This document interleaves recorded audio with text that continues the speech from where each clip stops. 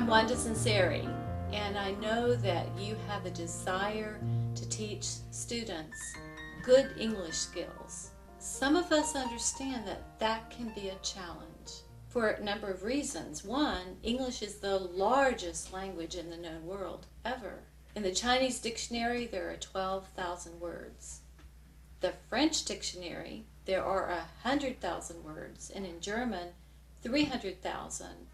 The English dictionaries are ranging between 500,000 and 1,000,000 words, double the size of any other language in the world, and yet a desirable language to learn. So where does the teacher begin? It's a complex language, and how would we remember ever all of those words? Well, I'm going to share with you hidden secrets to language success. To come to the solution, first we targeted an essential group of core words, the workhorse words of the language, that with those words and their common derivatives, we have 80% of the words that are commonly used just to write and read. From that, we have built and analyzed the concise components of what these words are built from. We have a set of what we call 70 basic phonograms. There'll be letters, a combination of letters that represent the sounds of speech.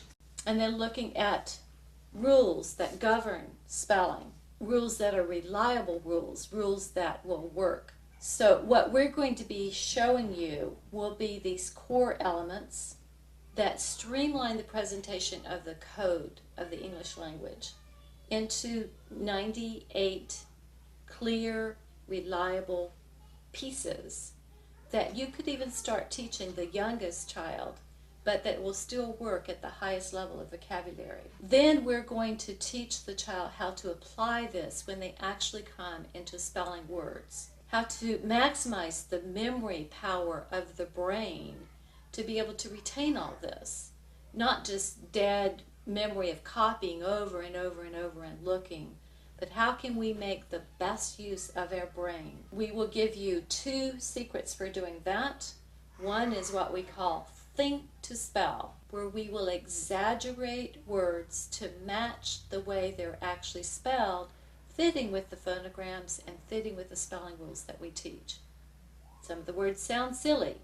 We're not trying to match pronunciation, but we're trying to build that heavier implant into the brain of how the word is actually spelled. To maximize our brain power, we will do what we call simultaneous multisensory instruction. So we're using all of the learning avenues in the brain to language, the hearing, the saying, the writing, and the seeing, with sight last, just as it would be for spelling. In this way, our children learn to spell their way to be able to write and read, and they do so with strength in a way that they could not have without these secrets. So we're going to teach you how this works.